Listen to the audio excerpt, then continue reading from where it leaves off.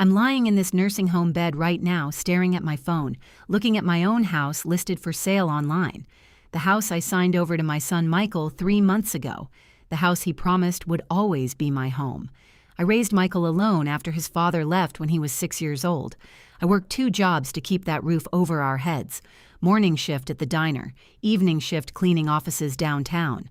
I remember coming home at 11 at night, exhausted and still checking his homework, still making sure he had clean clothes for school the next day, still being there.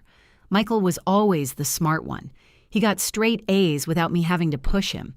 He got a scholarship to college. He got his MBA. He married a woman named Jennifer that I barely know. They had a small wedding, and I wasn't involved in the planning.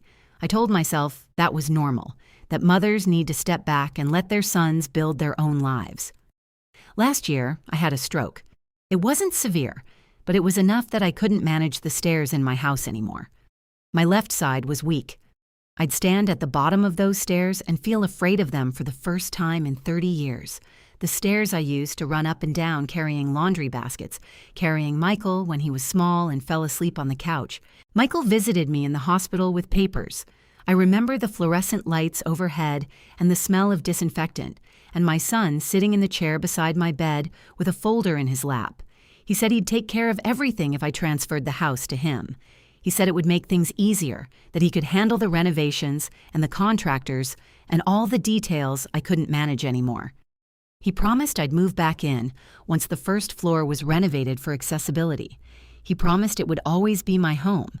I trusted him completely. He's my only child. He's my whole world. I signed the papers right there in the hospital room. My hand was still shaky from the stroke, but I signed them. I remember he smiled at me and squeezed my shoulder and said everything was going to be fine.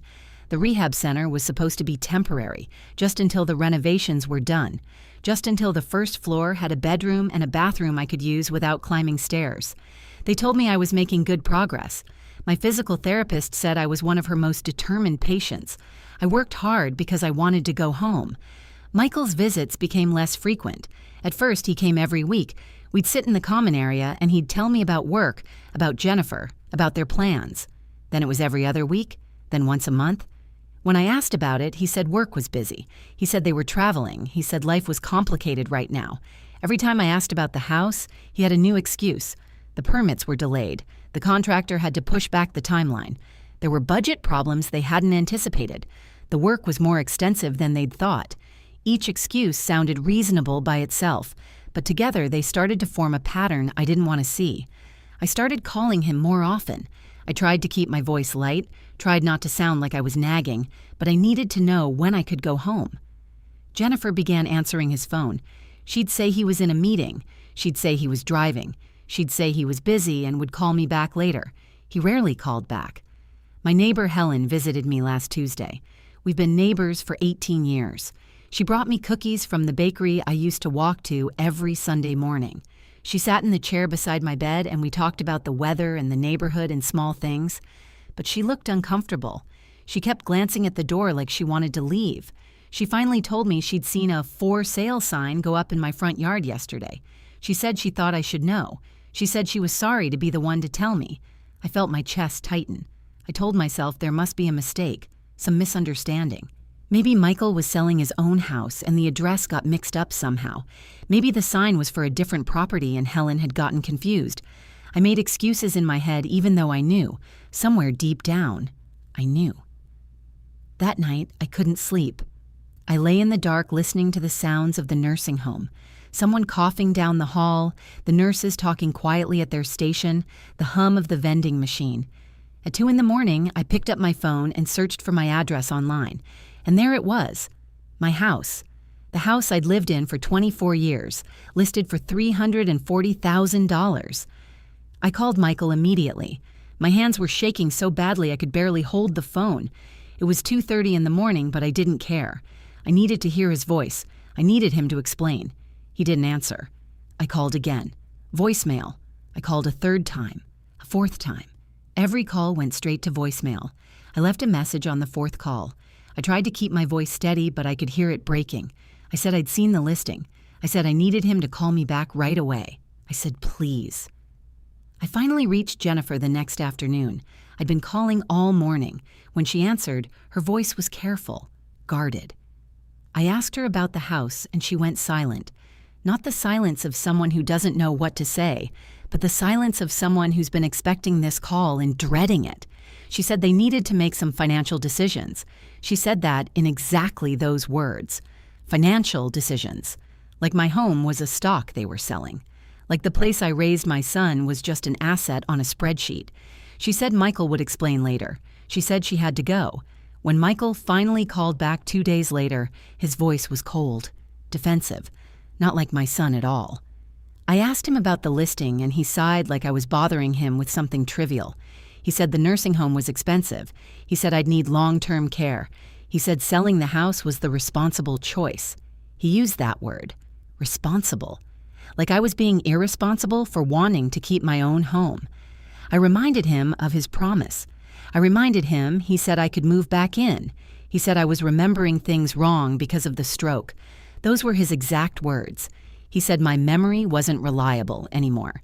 He said I was confused about what he'd actually promised. He blamed my memory. He made me doubt myself. He made me feel like I was losing my mind, like I was already gone.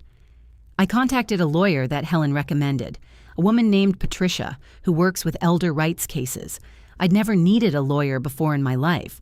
I felt ashamed walking into her office, ashamed that I needed legal help to deal with my own son. Patricia listened to everything. She took notes. She asked questions about the timeline and the hospital visit and the promises Michael made. She asked if I had anything in writing. I didn't. I'd trusted my son. I hadn't thought I needed proof. She told me the transfer could be challenged based on undue influence and broken promises of care. She said we had a case. She said these situations happen more often than people think. That didn't make me feel better. It made me feel worse. Michael sent me one text message 3 days after I hired Patricia. It said, "You're making this harder than it needs to be." That was all. No explanation, no apology, just that one sentence telling me I was the problem. The legal process was humiliating. I had to prove my own son manipulated me. I had to sit in depositions and answer questions about my mental state and my memory and whether I understood what I was signing. I had to prove I wasn't confused or incompetent. I had to prove I was a person who deserved to be heard. My savings paid for the lawyer, the same savings I'd kept hidden for emergencies, the money I'd saved by working those double shifts and skipping meals and buying clothes at thrift stores, money I'd planned to leave to Michael someday. Now I was spending it to fight him. We reached a settlement. Michael agreed to reverse the transfer. The house came back to me legally, but our relationship was completely destroyed. He never apologized. He never acknowledged what he'd done. In his mind, I was the one who'd betrayed him by not just accepting his decision. I ended up selling the house anyway. I couldn't bear to live with those memories. Couldn't walk into that kitchen where I'd made Michael's birthday cakes every year. Couldn't sit in that living room where we'd watched movies together when he was small. Every room held a ghost of who I thought he was. I'm in a smaller assisted living place now, one I can afford with the money from the sale. It's not fancy, but it's clean and safe. The people here have become my friends. Ruth next door was a teacher. James down the hall was a mechanic. We play cards on Tuesday nights. We watch game shows together. We've all been hurt by someone. We understand each other. Michael sent a card last Christmas. There was no return address, just his signature at the bottom. I looked at that envelope sitting on my nightstand for 3 days before I opened it. My hands shook when I finally did. The card said, "Hope you're well." That was all. No apology. No acknowledgement of what happened. No explanation. Just those 3 words and his name. Sometimes I see mothers with their adult sons in the dining hall here. They come to visit for lunch. They laugh together. They hold hands across the table. I watch them and I feel the loss like a physical weight in my chest, something I carry everywhere. The worst part isn't losing the house. The house was just wood and brick and memories. The worst part is losing the person I thought I raised. I thought I raised someone kind, someone honest, someone who kept his promises. I don't know where that person went or if he ever existed at all. I wonder if I missed signs along the way, if there were moments when I could have seen who he was becoming and I just chose not to look. I wonder if I made him this way somehow, If working those 2 jobs meant I wasn't there enough. If being tired all the time meant I missed something important. But I'm still here. I wake up every morning. I eat breakfast with Ruth. I do my physical therapy exercises. I play cards on Tuesday nights. I've learned that survival doesn't require forgiveness, that you can keep living even when a piece of you is missing. I kept the house key on my nightstand for weeks after the sale went through. I don't know why. The new owners had changed the locks anyway. It didn't open anything anymore. But I kept it there. This small piece of metal that used to mean home. I finally threw it away last month. Dropped it in the trash can beside my bed and didn't look back. It didn't feel like closure. It just felt like acceptance. Like finally admitting that the home I was trying to get back to doesn't exist anymore. Maybe it never did.